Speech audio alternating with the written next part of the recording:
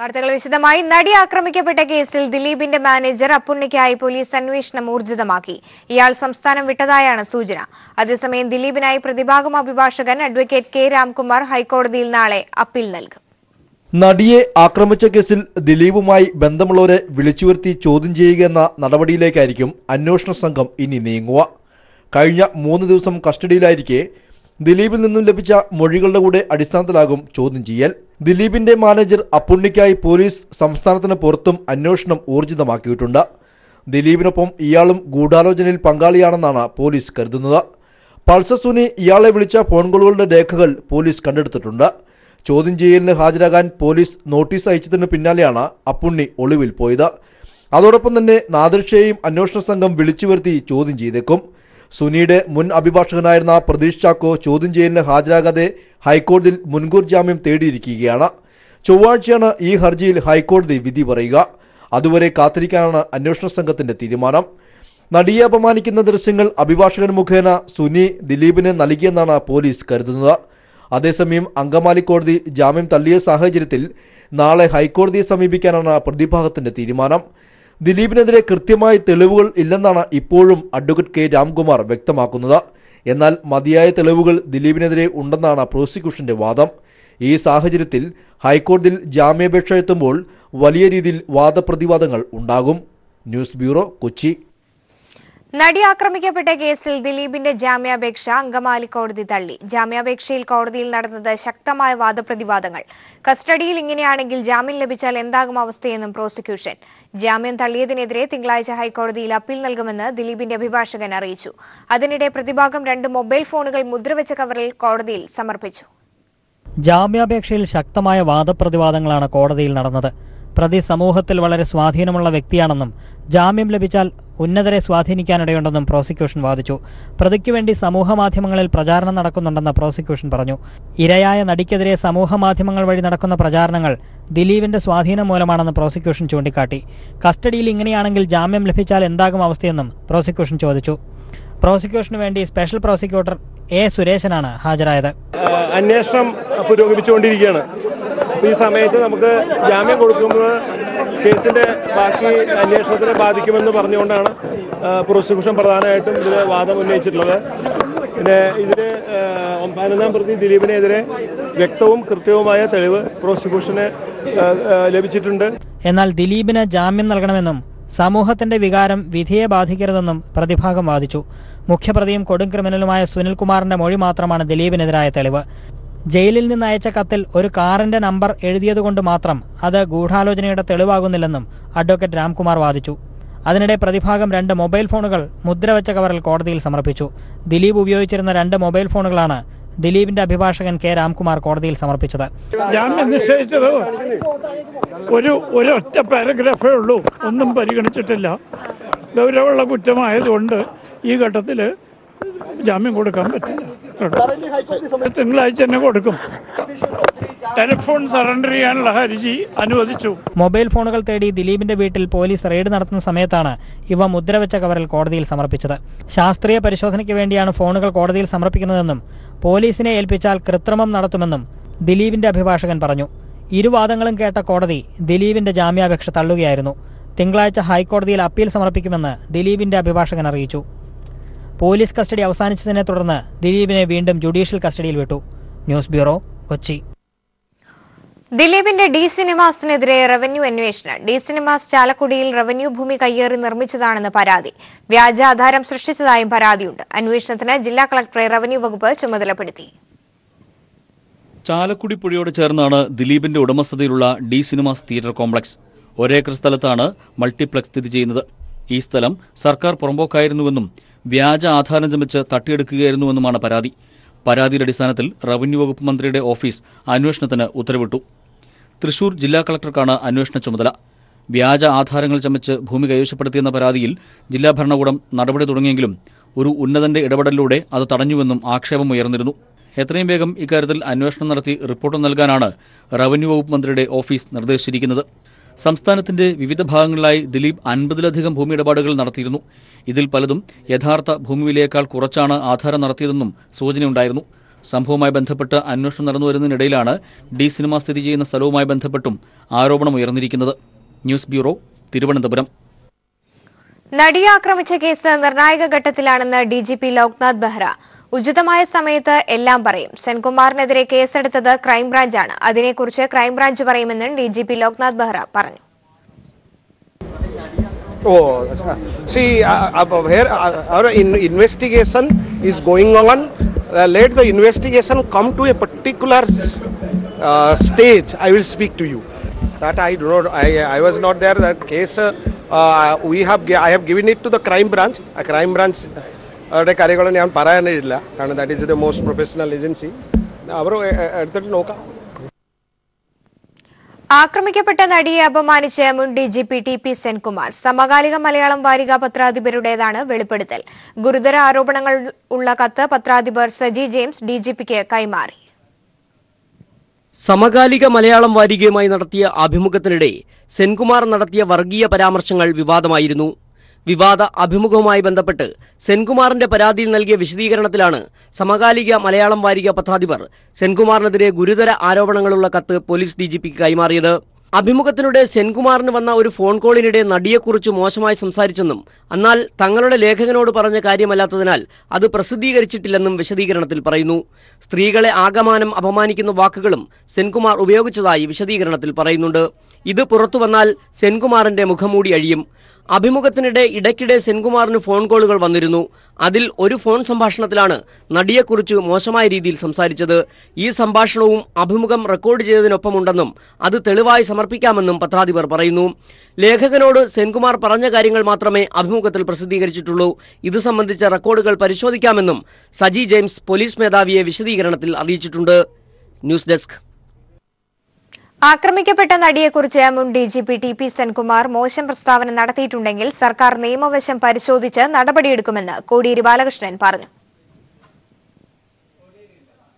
സ്ത്രീകൾക്കെതിരായിട്ടുള്ള പരാമർശങ്ങൾ നടത്തുന്നത് പാർലമെന്റ് പാസാക്കിയിട്ടുള്ള സ്ത്രീ സുരക്ഷാ നിയമത്തിന് വിരുദ്ധമാണ്.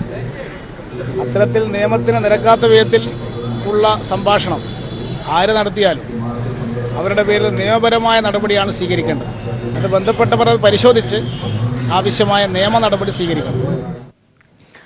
രാഷ്ട്രപതി തെരഞ്ഞെടുപ്പിനൊരുങ്ങി ദില്ലി. ഇന്ത്യയുടെ 14ാമത് രാഷ്ട്രപതിയെ കണ്ടെത്താനുള്ള തെരഞ്ഞെടുപ്പ് നാളെ രാജ്യമെങ്ങും നടക്കും.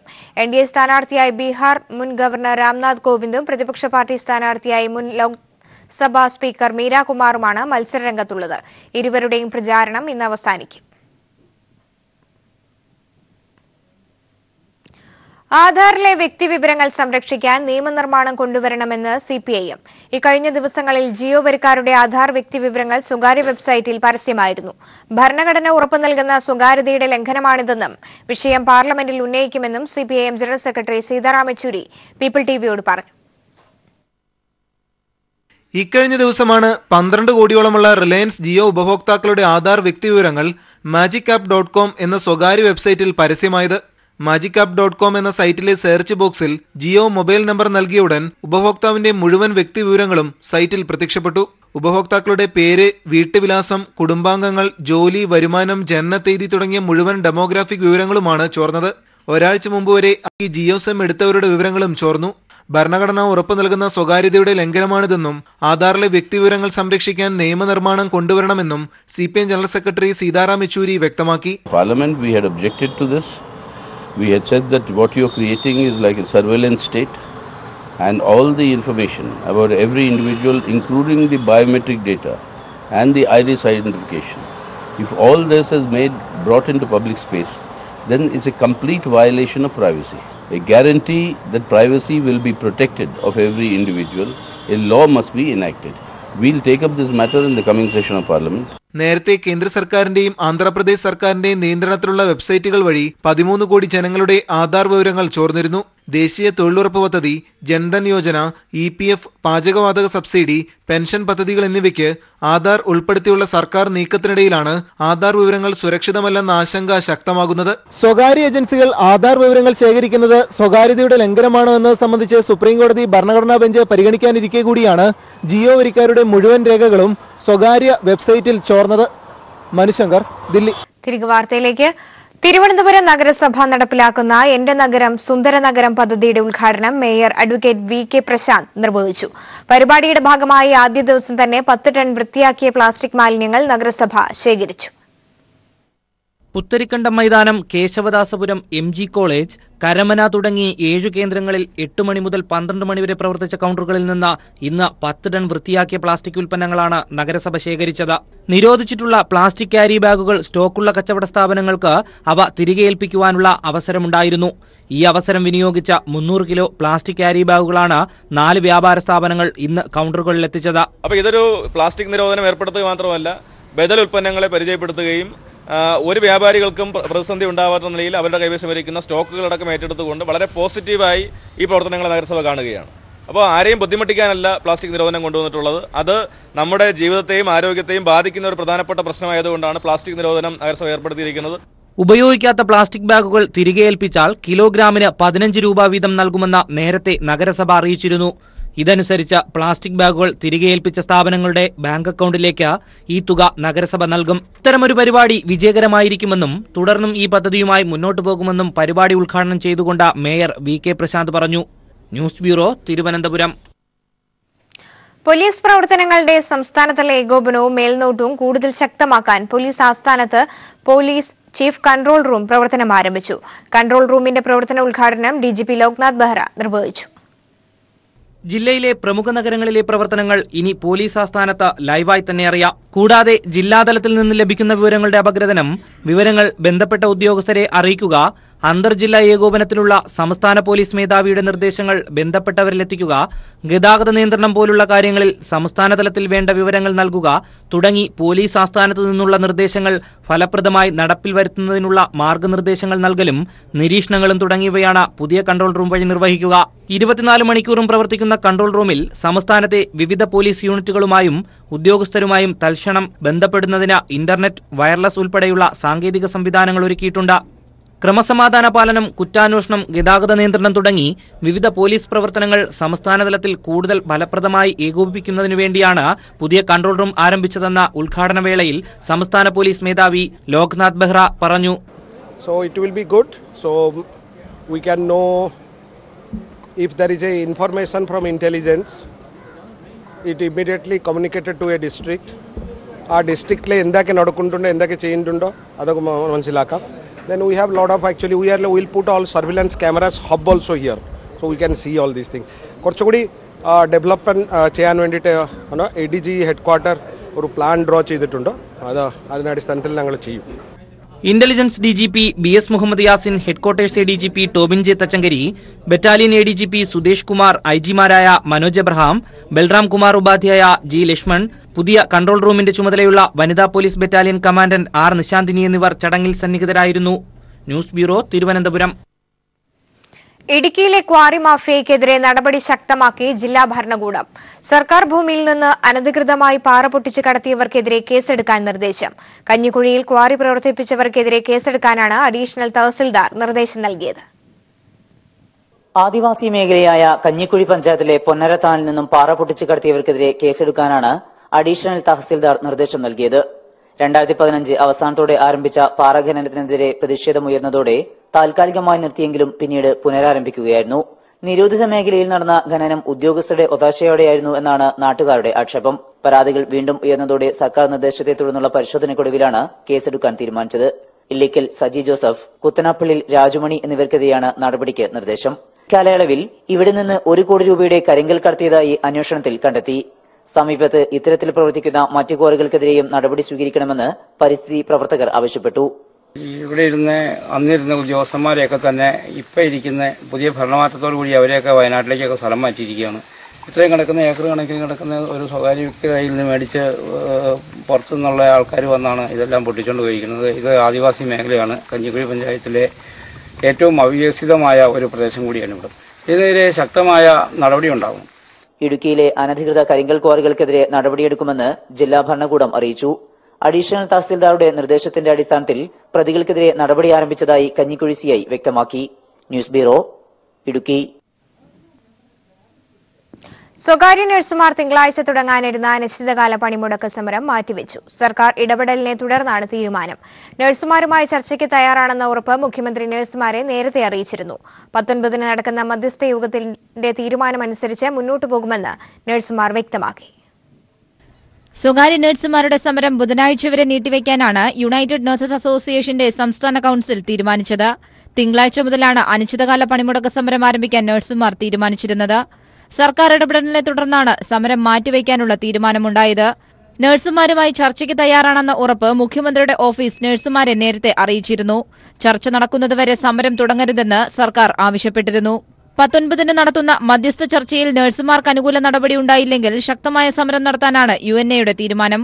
മുഖ്യമന്ത്രിയെയും ഹൈക്കോടതിയെയും വിശ്വാസത്തിലെടുക്കുന്നുവെന്നും ഭാരവാഹികൾ പറഞ്ഞു.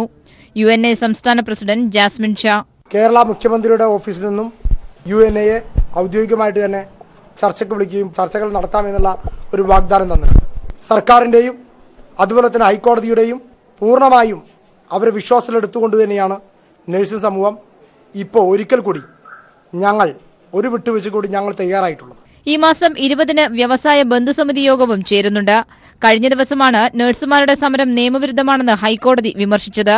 ആരോഗ്യ സേവന മേഖലയിൽ നേരത്തെ എസ്മ പ്രഖ്യാപിച്ചിട്ടുള്ളതാണെന്നും കോടതി ഓർമ്മിപ്പിച്ചിരുന്നു.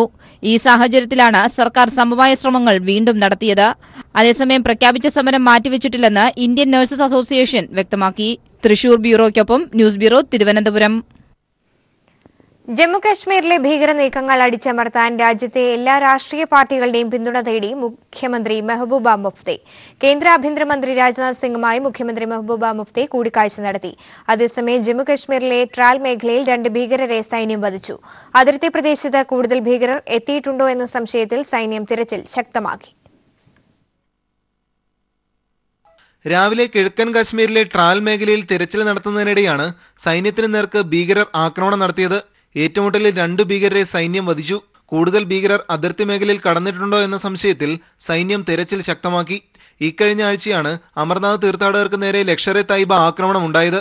സംസ്ഥാനത്തെ ക്രമസമാധാന നില ചർച്ച ചെയ്ത് മുഖ്യമന്ത്രി മെഹബൂബ മുഫ്തി ദില്ലിയിലെത്തി രാജ്നാഥ് സിംഗിന്റെ വസതിയിൽ കൂടിക്കാഴ്ച നടത്തി. കാശ്മീരിൽ സംഘർഷങ്ങൾ സൃഷ്ടിച്ച് നേട്ടം കൊയ്യാനാണ് ഭീകര സംഘങ്ങളുടെ ശ്രമമെന്നും ഇതിനെതിരെ പോരാടാൻ രാജ്യത്തെ എല്ലാ രാഷ്ട്രീയ പാർട്ടികളുടെയും പിന്തുണ ജമ്മു കശ്മീർ സർക്കാരിന് വേണമെന്നും കൂടിക്കാഴ്ചയ്ക്ക് ശേഷം മുഖ്യമന്ത്രി മെഹബൂബ മുഫ്തി പ്രതികരിച്ചു.